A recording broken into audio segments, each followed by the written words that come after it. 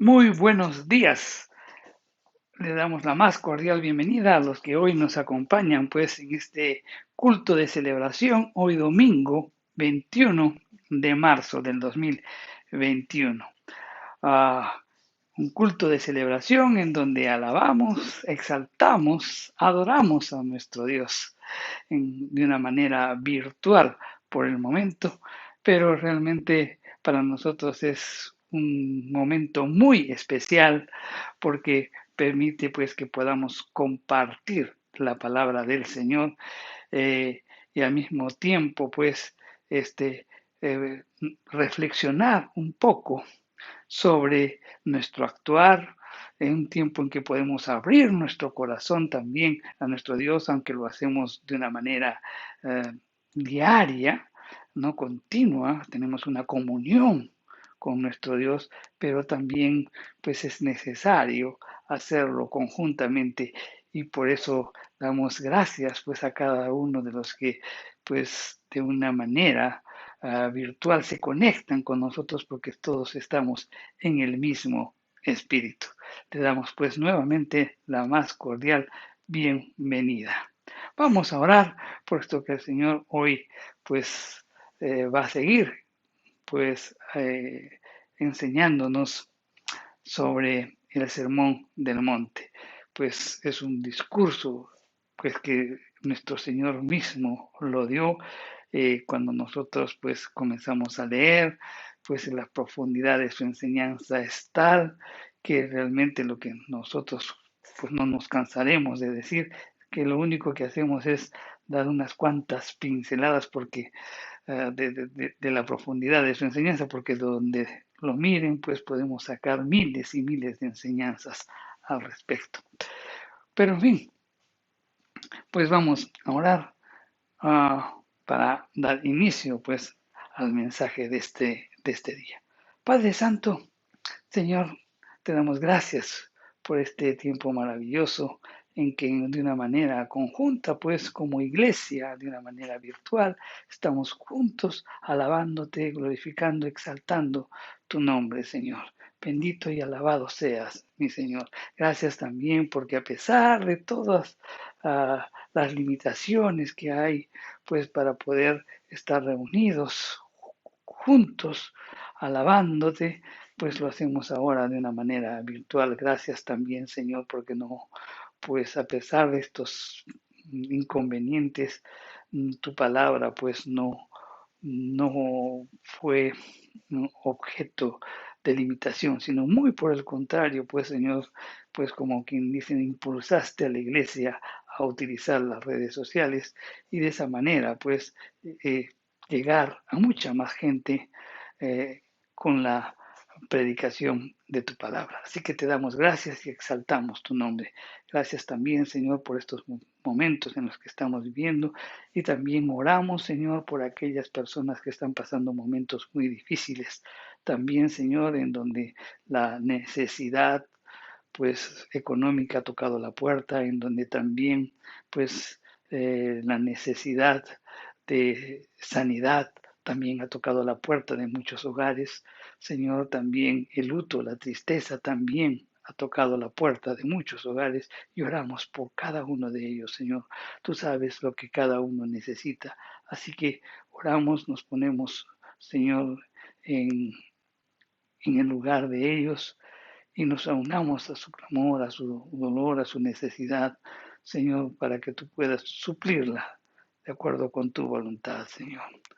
Bendito seas, pero oramos también porque en este tiempo tan difícil, pues también pues hayan corazones arrepentidos, que corazones que puedan buscarte, corazones que fueron endurecidos y que sean pues quebrados para que puedan, Señor, recibir tu palabra, que puedan rendirse a ti, Señor, y realmente podamos comprender que sin ti no podemos hacer absolutamente nada, que tú tienes el control total y absoluto de todo. Padre Santo, enseñoréate en todo lo que hablemos en esta mañana. Háblanos tú directamente a nuestros corazones, que tu palabra quede anidada en lo más profundo de nuestro ser, que eche raíces también y que la podamos poner por obra, pues para dar fruto de arrepentimiento en donde todos puedan ver que existe un Dios santo, un Dios que renueva, un Dios que transforma, un Dios que levanta, un Dios que realmente pues es santo y misericordioso. En el nombre de Jesús hemos orado. Amén. Pues bien, como dijimos, vamos a seguir con esta exposición del Sermón del Monte. Entonces, para ubicarnos dentro del tema que vamos a enseñar en esta mañana, pues vamos a hablar un poquito del contexto en el que fue dicho el tema que vamos a conversar. Nuestro Señor, pues vamos a reposar un poquito lo que hemos estado conversando en los mensajes anteriores. Nuestro Señor enseñó pues la regla de oro como principio a aplicarse pues en la vida de todo cristiano. ¿Cuál es ese principio? Pues en la regla de oro, ¿no? En donde dice, haz a los demás lo que quieras que ellos hagan contigo. En otras palabras, eso es lo que nos está indicando, pues es la regla de oro como principio a aplicarse pues en la vida de todo cristiano. Y después de ello, Jesús nos enseña que existen dos puertas, una ancha y una estrecha. Y la puerta estrecha conduce pues a un camino angosto y la puerta ancha conduce pues a un camino espacioso. La elección de la puerta pues determinará también el destino. La elección de la puerta que tú escojas pues va a determinar pues el destino. Y Jesús nos recomienda pues que entremos por la puerta estrecha, ¿no? De ese mensaje ya lo estuvimos conversando. Y esa puerta es tan estrecha pues que solamente entras tú, no puede entrar tu equipaje, no puede entrar tu vida pasada, no pueden entrar tus pecados, todo, solamente entras tú y te lleva una vida pues en un camino angosto, en donde ese camino pues implica que tú te puedas negar a ti mismo, que cargas la cruz y que realmente puedas servir a nuestro Dios, negándonos a nosotros mismos. Luego de ello, pues también Jesús nos advierte sobre los falsos profetas y nos enseñó cómo poder identificar a esos falsos profetas y nos indica que lo podemos hacer a través de su calidad de vida. Y esta advertencia es muy necesaria pues conocerla porque la enseñanza de estos falsos profetas nos conducen pues a la elección de la puerta equivocada, nos inducen a querer entrar por la puerta ancha, no con ese camino espacioso en donde pensamos que estamos siguiendo al Señor, porque estas dos puertas tienen pues un mismo letrero, al cielo, ¿no? Pero una realmente conduce al cielo y la otra no. La puerta ancha, pues y espaciosa, es en donde todos quieren entrar, pero sin arrepentimiento, sin un cambio genuino en sus vidas. Quieren entrar con sus pecados, acomodándose, pues tratando de que más bien en vez de acomodarse a las normas de Dios, quieren más bien que las normas de Dios se acomoden a sus vidas. ¿Verdad? Eso estuvimos conversando. Ahora completa su enseñanza sobre la realidad y las apariencias. Es decir, pues comienza a enseñarnos sobre la profesión y la conversión. Y destaca quién realmente entrará en el reino de los cielos. Así que vamos a verlo. Está en Mateo, en el capítulo 7, los versos del 21 al 23. Y la escritura nos dice, no todo el que me dice, Señor, Señor, entrará en el reino de los cielos, sino el que hace la voluntad de mi Padre que está en los cielos. Muchos me dirán en aquel día, Señor, Señor, no profetizamos en tu nombre, y en tu nombre echamos fuera demonios, y en tu nombre hicimos muchos milagros. Y entonces les declararé, nunca os conocí, apartaos de mí, hacedores de maldad. Wow, una porción de las escrituras bastante fuerte que nos invita a reflexionar y al mismo tiempo pues nos invita pues a meditar un poco sobre las enseñanzas de nuestro Señor Jesús y al mismo tiempo cómo estamos actuando, cómo estamos viviendo, ¿verdad? Entonces, en estas expresiones, pues que acabamos de leer, Jesús, pues lo primero que nos indica que hay una entrada al reino. Y para entrar a ese reino no se trata de una profesión o una declaración, sino de una auténtica conversión. Entonces, podemos deducir, pues, que además del peligro de la falsa enseñanza, hay otro tan grave como lo es, pues, el de vivir autoengañado. Algunos continuamente llaman a Jesús Señor y lo hacen insistentemente, ¿no? Dicen, Señor, Señor. Ahora bien, en el contexto hebreo, cuando pues se menciona dos veces un título, es como se utiliza, pues, es como utilizar el superlativo, o sea, destacarlo, agrandarlo, darle la importancia. La expresión, pues Señor, Señor, hace referencia a que a estas personas conocían a Jesús o conocen a Jesús. El verbo usado en el griego sugiere pues una acción continua, es decir, que estas personas estaban usando continuamente el nombre del Señor. Pero Jesús advierte el peligro que supone pues una simple profesión o declaración sin conversión, porque dice que no entrarán en el reino de los cielos. Entonces, muy claramente, pues nuestro Señor incluye las consecuencias de una vida de piedad aparente que descansa pues en conceptos, que descansa pues en normas, pero no en fe. Y ese es justamente el peligro de la religión, que utiliza el nombre, pero no reconoce el señorío de Jesús en sus vidas. No reconoce el señorío de Jesús y por tanto no le entregan sus vidas. El Señor Jesús nos está enseñando que no es suficiente pues tener una doctrina correcta, o sea, saber que el Señor, que Jesús es el Señor. No solamente es suficiente tener esa doctrina, no se trata, no es suficiente tampoco de que el nombre sea pronunciado pues continuamente para entrar en el reino de los cielos. De eso nos está enseñando. No se trata de tener la doctrina correcta de que Jesús es el Señor, ni que tampoco le estés repitiendo continuamente. Pues no, eso no es suficiente para que podamos entrar al reino de los cielos. Cristo muy claramente nos advierte que la salvación no se alcanza por el mero hecho de decir Señor, Señor, porque continuamente vemos esas expresiones en la calle. Sí, ¿crees en el Señor Jesús? Sí, sí, sí cree. ¿Sí es el Señor? Sí, Señor, Señor. Todos lo expresan. El Señor, mi querido hermano, está en la boca de ellos, pero su corazón está lejos. Muy bien, decía el profeta Isaías al respecto. Vamos a leerlo. Está en Isaías, en el capítulo 29, el verso 3. Y dice pues el Señor, pues este mundo se acerca,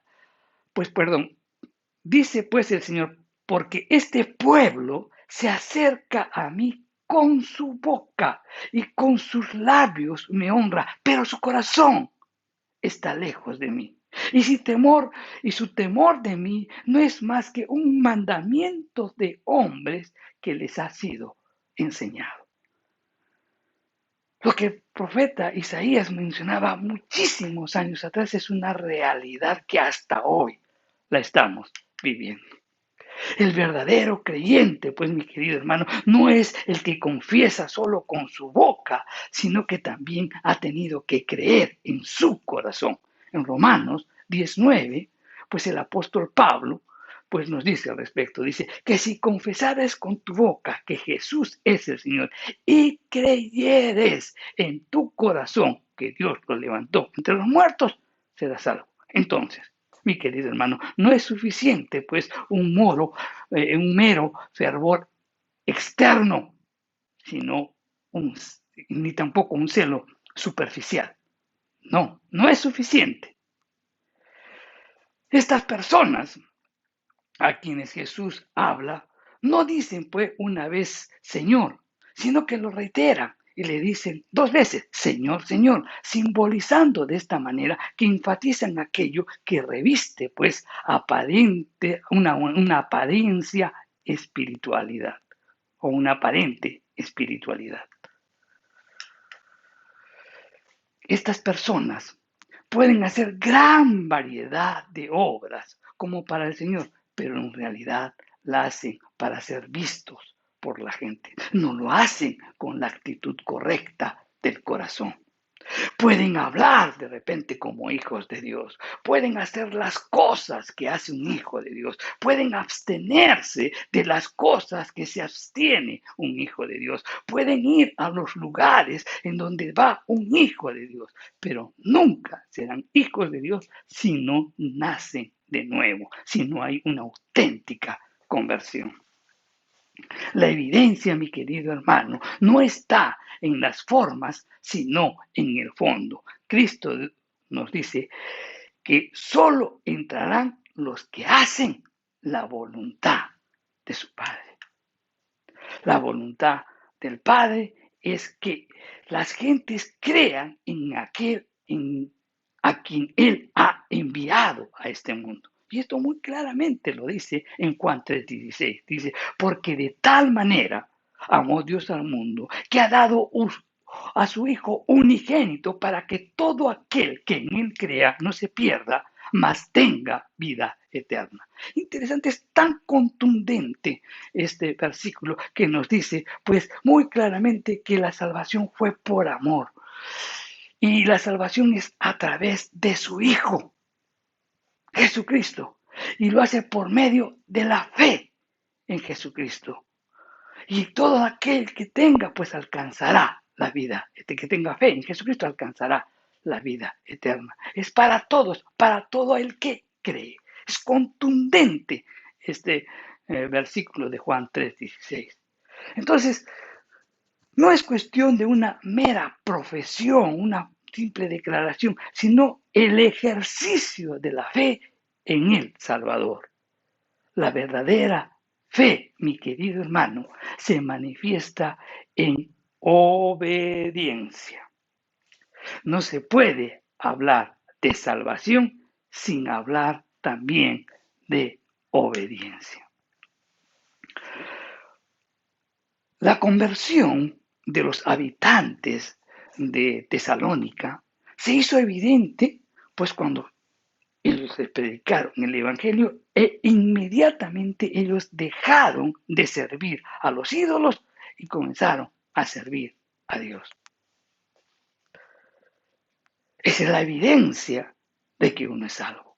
El hombre, pues el hombre que no ha sido regenerado por el poder del Espíritu Santo, pues es desobediente. Por tanto, por su condición propia, ¿no? Como pues por esa inclinación que tenemos continua, pues de desobedecer. La obediencia, pues, es contraria a la forma de ser a causa del pecado de aquellas personas que no han sido regeneradas.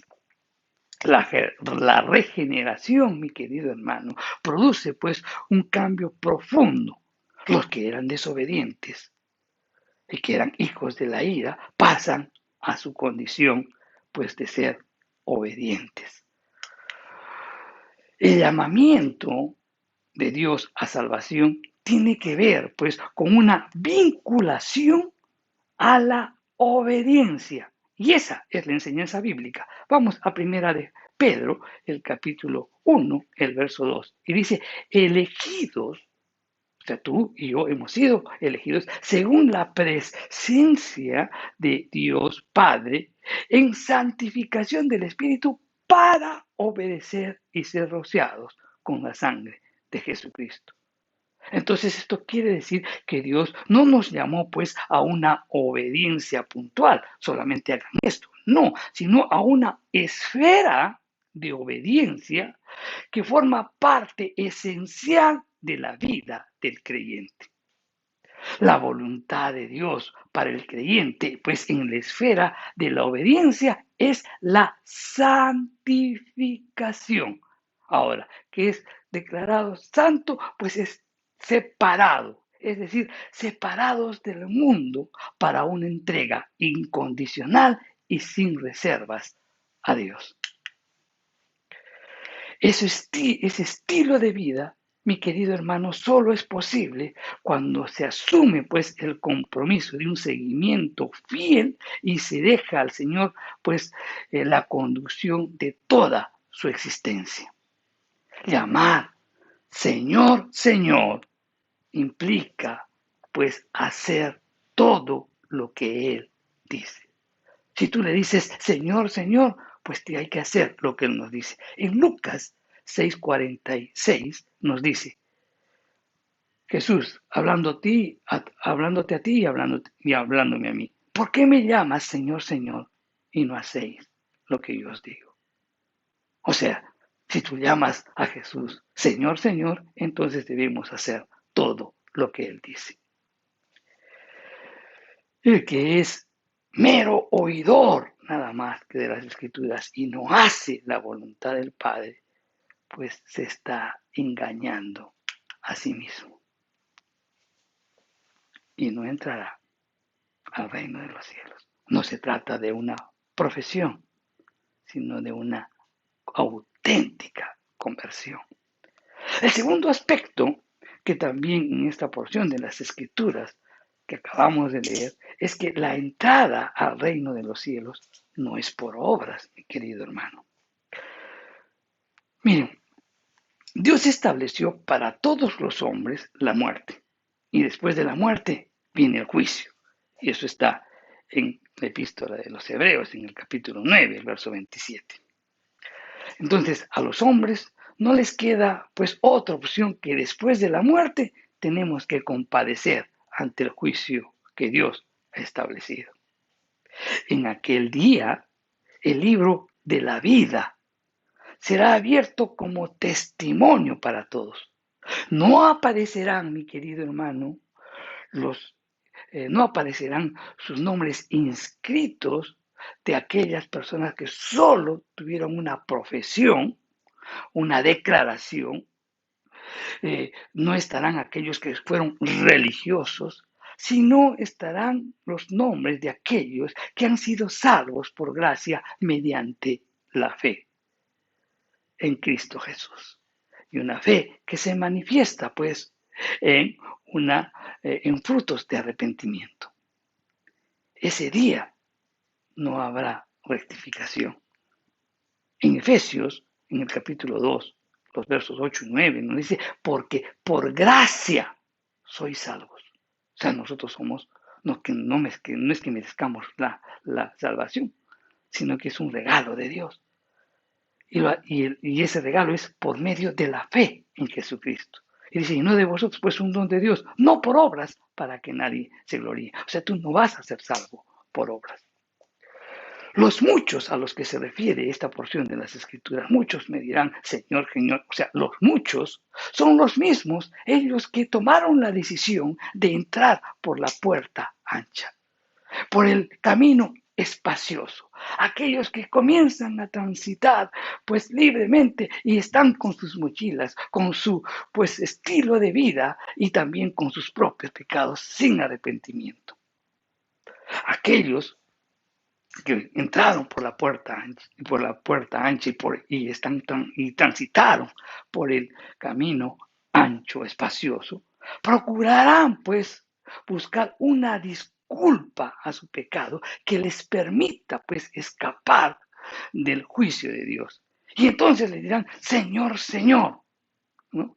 ¿Por qué le dirán Señor, Señor? Porque era la costumbre religiosa con la que ellos actuaban mientras vivían aquí en la tierra. En ese día también, como aquí en la tierra, mientras vivían, le decían Señor, Señor, el día del juicio también pues, se presentarán así y le dirán Señor, Señor. Entonces esto nos hace ver pues que en ese día todos van a reconocer absolutamente de que Jesús es el Señor para la gloria de Dios. Ellos clamarán en la pretensión de ser oídos y que el Señor preste pues atención a sus argumentos, con el propósito pues de no ser condenados eternamente, apelando ¿a qué? A sus obras religiosas mientras estaban aquí en la tierra. Ellos, pues, habrían hecho de repente muchas cosas usando el nombre de Dios. Y ellos, pues, presentarán los siguientes argumentos que Jesús muy claramente los da a conocer. El primer argumento le dirán, mira, Señor, Señor, estamos aquí, pero sabes, nosotros hemos profetizado en tu nombre. Quiere decir que de repente habrían sido predicadores sanos, enseñando la doctrina correcta, alimentaban, consolaban y exhortaban a los creyentes. Pero ser predicadores elocuentes, mi querido hermano, no es sinónimo de salvación. Si no, revisamos las escrituras y encontramos a Balaam.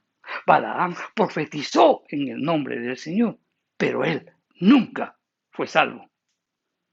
E incluso las escrituras lo incluyeron como los réprobos. Y eso está en Judas 11. Judas 11 nos dice, ¡ay de ellos! Porque han seguido el camino de Caín y se lanzaron por lucro en el error de Balaam y perecieron en la contradicción de Coré. Entonces, quiere decir que simplemente se habían alquilado, pues como profetas, pero realmente era la expresión del engaño y de la codicia. Otro que profetizó también fue Caifás. Y Caifás tampoco fue salvo. Cuando pues Caifás pues profetiza que era necesario que alguien muera para que el pueblo salga. ¿No? Él profetiza, pero sin embargo no fue salvo. Entonces, esto también de que decir, Señor, Señor, no profetizamos en tu nombre. Esto nos hace ver que estos profetizaban en el nombre del Señor como el objeto, pues, de poder dar credibilidad a su mensaje. Pero sabes, mi querido hermano, ellos nunca fueron enviados por Dios para hablar en su nombre. El segundo argumento que se presentarán, pues, o que presentarán en el día del juicio, será, Señor, Señor, en tu nombre echamos fuera demonios. Y esto pues nos habla de repente de una relación más estrecha con Dios. Pero sin embargo, pues estas manifestaciones de autoridad sobre Satanás y sus demonios surgen en efecto no por quien los expulsa, sino por el nombre que ellos utilizan. ¿Por qué? Porque Jesús tiene la autoridad suprema de Dios y es obedecido sin remedio por los mismos demonios. Por eso, el que echa fuera demonios, pues no es evidencia de salvación. Si no, veamos y analicemos y comprendamos las escrituras. Veamos el caso de Judas. Judas, durante el tiempo de ministerio en el que fue enviado por Jesús junto con los otros 11 discípulos a predicar el Evangelio, practicó con éxito esa autoridad. Jesús les había dado autoridad para sanar enfermos y echar fuera demonios. Vamos a leerlo en Lucas 9, en el capítulo, pues, Lucas capítulo 9, versos 1 y 2, y dice, habiendo reunido a sus 12 discípulos, les dio poder y autoridad sobre todos los demonios y para sanar enfermedades, y los envió a predicar el reino de Dios y sanar a los enfermos. Unos versículos más adelante, o en el siguiente capítulo, en el capítulo 10, Lucas, pues leemos que Jesús hizo lo mismo con otros 70. Y esos 70 regresaron gozosos diciéndole al Señor, en Lucas 10, 17, dice, aún los demonios se nos sujetan en tu nombre. O sea, ellos experimentaron y echaron fuera demonios por la autoridad que Cristo les dio. Ahora bien, ellos echaron fuera demonios. Judas experimentó eso, pero sin embargo, Judas nunca fue salvo. porque era el hijo de perdición. En el comienzo de la iglesia, también un grupo de judíos exorcistas utilizaban el nombre de Jesús para echar demonios. Sin embargo, no se sabe si ellos fueron salvos. Y eso está en el libro de Hechos, en el capítulo 19, del verso 13 en adelante. Entonces, nuestro Señor hizo pues una severa advertencia sobre la base del verdadero gozo y la segura esperanza. En Lucas 17:20 nos dice, no os regocijéis de lo que los espíritus se sujetan, sino regocijaos de que vuestros nombres están escritos en los cielos. De eso debemos regocijar, no de echar fuera demonios, sino que realmente nuestros nombres están escritos en el libro de la vida, si es que realmente tú has tenido una auténtica conversión. Hoy en día, pues existen muchos obradores de milagros, curanderos, exorcistas, que afirman trabajar para Jesucristo, pero son engañadores. Y esto nos lleva, pues, al tercer argumento. Y el tercer argumento dice, Señor, Señor, pero también en tu nombre hicimos muchos milagros. El texto, el griego, literalmente se lee muchos poderes, o sea, es decir, obras poderosas. Sin duda alguna, pues se trata de milagros. Ahora bien, reflexionemos esto, mi querido hermano, para poder entender esto. Miren, los dones de lenguas y las sanidades, pues recomiendan a una persona ante el mundo. El mundo, pues, va a mirar que de repente una persona pueda hablar en lenguas o de repente pueda hacer un milagro. Va a tener, los ojos del mundo van a estar en él. Pero la santidad genuina es lo que realmente acepta a Dios. La santidad genuina es lo que acepta a Dios. Ahora, la gracia puede conducir al cielo a una persona sin que obre milagros. Tú y yo aceptamos la gracia, aceptamos la obra de Jesucristo, la recibimos, nos apropiamos de ello y podemos ir al cielo. Porque seremos transformados, seremos regenerados en el poder del Espíritu. Pero el hacer milagros nunca te llevará al cielo.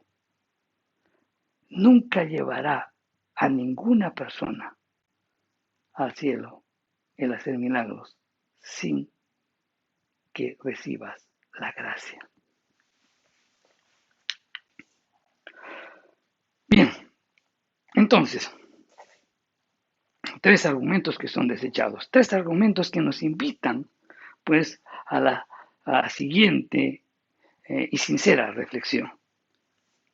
Tres argumentos. ¿Cuáles son? En tu nombre, Señor, pues profetizamos. En tu nombre, Señor, pues echamos fuera demonios. En tu nombre, Señor, hicimos milagros. ¿Qué reflexión nos invita a esto? Miren, en la iglesia, mi querido hermano, hay auténticos creyentes, pero muchos simplemente son meros profesantes, que declaran con su boca nada más.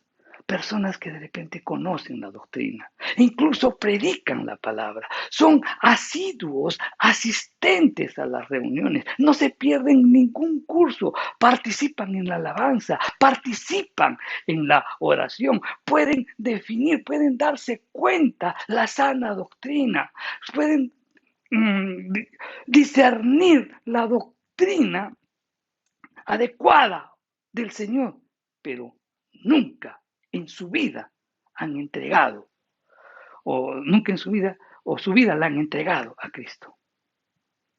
Nunca su vida la entregaron a Cristo.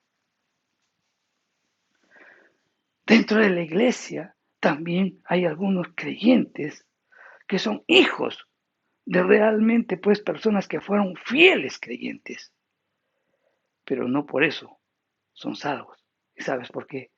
Porque Dios no tiene nietos, por si acaso. Dios no tiene nietos, sino solo tiene hijos en la fe. en Cristo Jesús.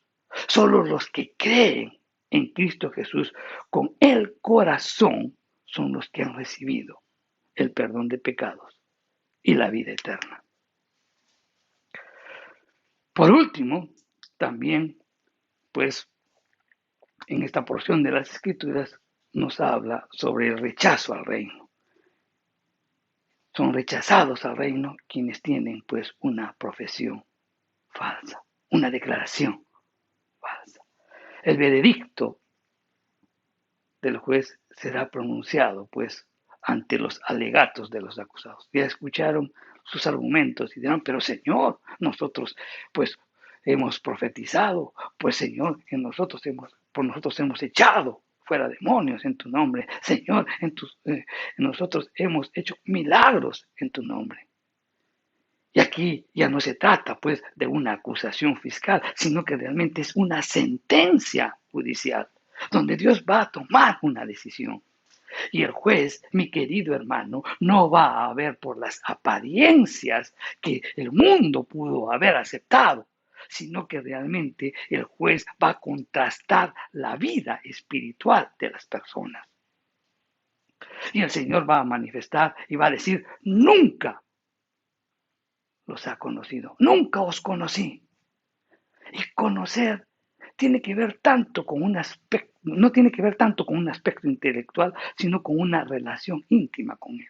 Cuando tú quieres entender o quieres, si quieres entender el significado de una palabra, pues tienes que remontarte cuando por primera vez aparece en la Biblia. Conocer aparece recién en el capítulo 5 de Génesis, cuando dice, Adán conoció a Eva y concibió un hijo que le llamó Set. Conocer entonces implica una relación íntima y esa relación íntima tiene que fructificar, tiene que dar fruto esa relación íntima. Ese es el verdadero conocimiento, una relación íntima con Dios que debe dar fruto de arrepentimiento en tu vida. Estos hombres pues afirmaban conocer al Señor y lo llamaban Señor, Señor. Sin embargo, Jesús nunca los conoció. Son gente que estaban cerca del Señor, pero nunca estuvieron en el Señor. ¿En qué grupo estamos? ¿En los cercanos al Señor o los que vivimos en el Señor? Ellos nunca experimentaron una relación íntima de comunión con Jesús en la que se recibe, pues, la vida eterna. Nunca. Solamente eran declaraciones de boca. La actitud de su corazón siempre estuvo alejada de Dios. Mira, el sello de la seguridad y la firmeza de la salvación se establece pues en el conocimiento mutuo que el creyente tiene con el Señor y que el Señor tiene de él. Vamos a segunda de Timoteo, el capítulo 2, el verso 19. Y dice, pero el fundamento de Dios está firme, teniendo este sello. Conoce al Señor a los suyos y apártese de iniquidad todo aquel que invoca el nombre de Cristo. O sea, ambas cosas, conocimiento de Dios y separación de iniquidad, estarán ausentes en la vida de aquellos que acudirán al Señor en el día del juicio, cuando ya no es posible rectificar. Y entonces el Señor dirá, nunca os conocí. Nunca se había producido entre ellos una relación espiritual. Usaban su nombre, pero vivían sin él. ¿Cómo estamos viviendo? Usamos el nombre de Dios, pero vivimos sin él. Apartaos de mí, dice el Señor, apartaos de mí, hacedores de maldad. Y es que el fundamento de la salvación consiste, por un lado, en el conocimiento que Dios tiene con la persona que salva, y por otro lado, la separación que tiene esta persona salva de la iniquidad. Son dos cosas que deben funcionar en armonía. Por un lado, pues está el conocimiento que Dios tiene de mí.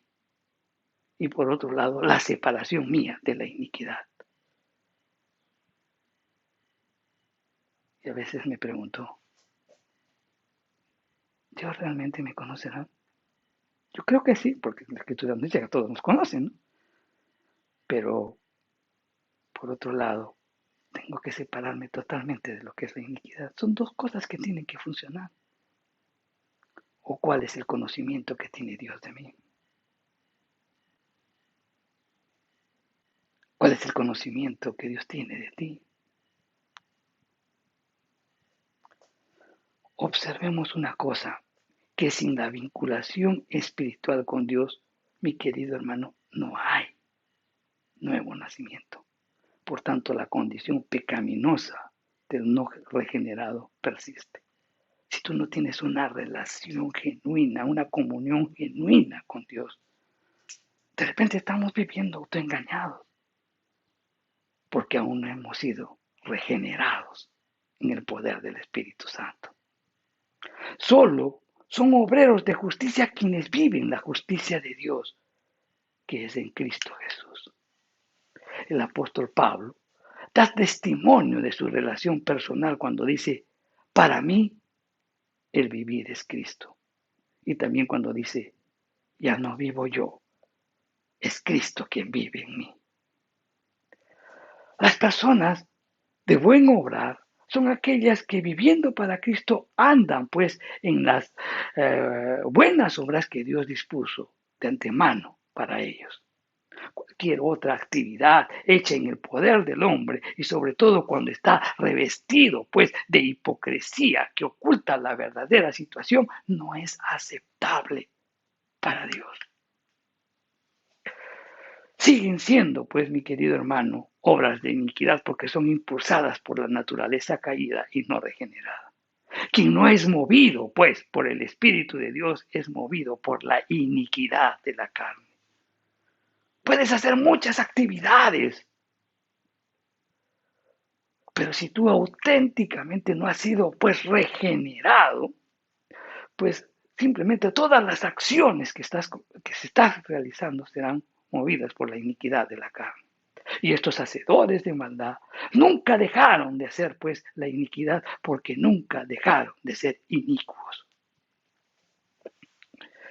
Es la iniquidad quien mueve las obras y orienta pues la vida de quienes no conocen al Señor. No importa el tipo de acción que ejecuten. Muchos podrán ver, pero dirán que las buenas obras que hacen.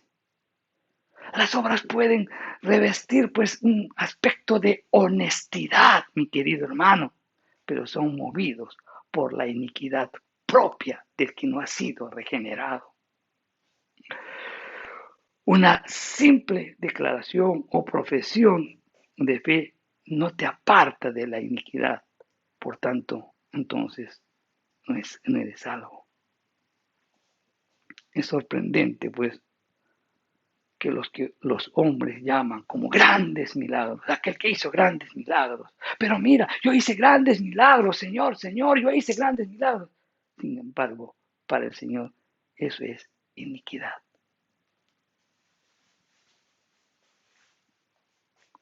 Lo único aceptable a Dios es la justicia resultante de la fe, sin la cual nadie verá ni entrará en el reino de los cielos.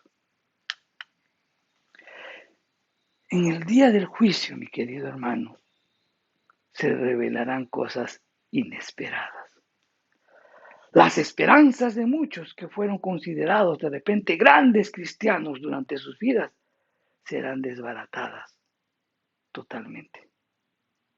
La mentira de su religiosidad será hecho pública y se expondrá su vergüenza delante de todo el mundo. Entonces, solo entonces ahí se demostrará que ser salvos es algo más que hacer una profesión o una declaración. Debemos hacer una práctica de nuestro cristianismo, además de una declaración o profesión.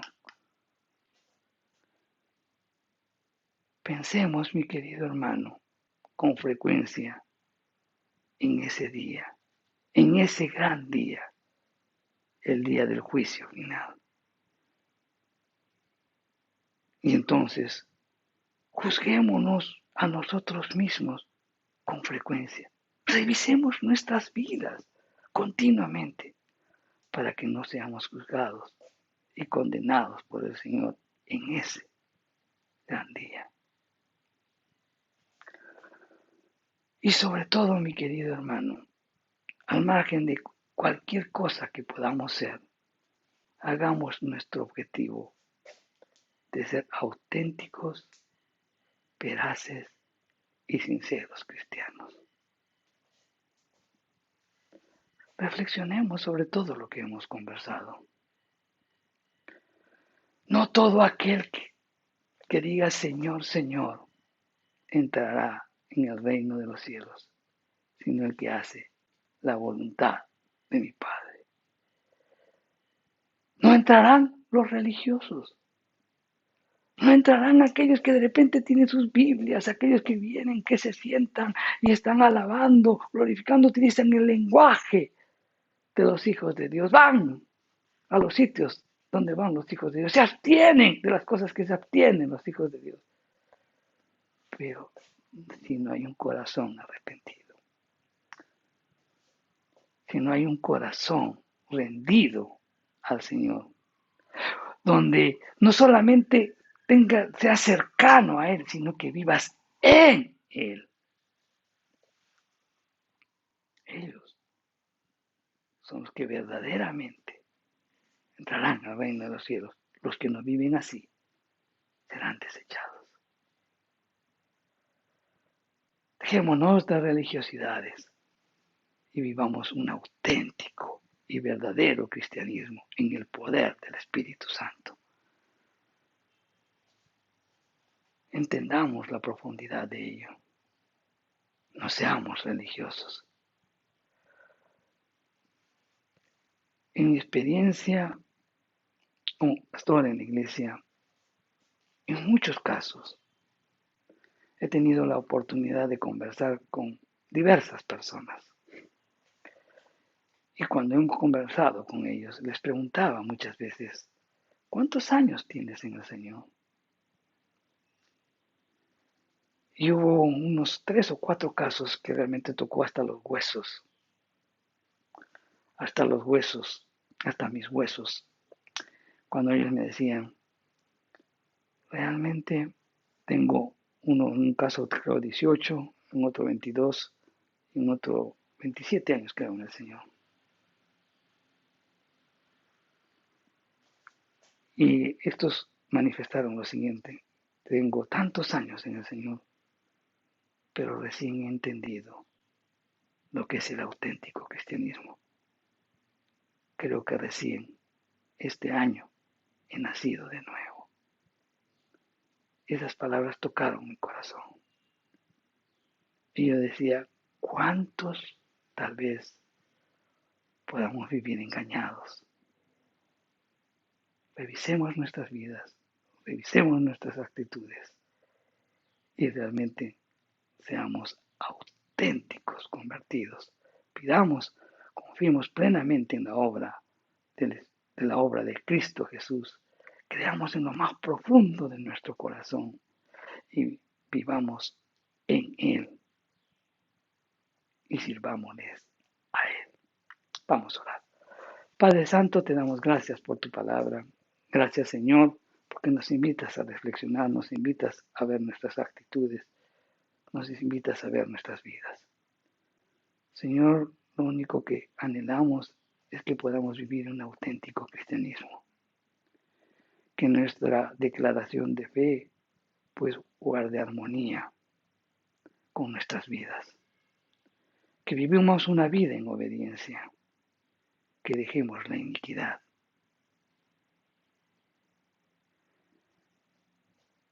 Que nuestros ojos, Señor, no se desvíen o que no, no vivamos engañados o que las manifestaciones externas impacten nuestras vidas, sino que realmente, Señor, pues nos des el discernimiento y también, pues, el coraje, la valentía de vivir un auténtico cristianismo. Todo esto, Señor, te lo pedimos en el nombre de Jesús. Amén. Bien, hermanos, reflexionemos mucho sobre lo que hemos aprendido en esta mañana. Pues bien, en esta semana hemos repartido los víveres y las donaciones que nos hicieron llegar a las ollas comunes. Pero gracias a Dios, siempre nosotros pues le pedimos su dirección. ¿Dónde podemos hacer? Y realmente hemos ido a un lugar en donde es una asociación que reúne a personas discapacitadas, padres que se han unido y que tienen hijos discapacitados o algún familiar discapacitado. Hemos llegado ahí con una ayuda. Mire el video que vamos a pasarlo y realmente póngase a pensar qué instrumento de Dios ha sido usted para la vida de esas personas. Realmente para sentir lo que uno ha vivido ahí, pues tendrías que estar presente. No se trata solo de mirar las fotos, pero realmente tocó mi corazón. Gracias. Gracias a cada uno de ustedes por ser instrumentos de Dios para poder alcanzar a aquellos que realmente nos necesitan.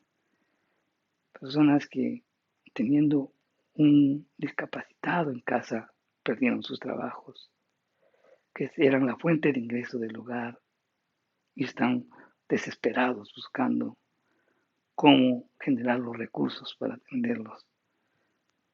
No tener los recursos para pagar a alguien para que pueda dedicarse a tiempo completo para atender a estas personas, nos invitan a reflexionar que hay tanta ayuda y que podemos hacer, podemos en alguna medida, pues ayudar a todas estas familias. Gracias, hermanos. Que Dios los bendiga.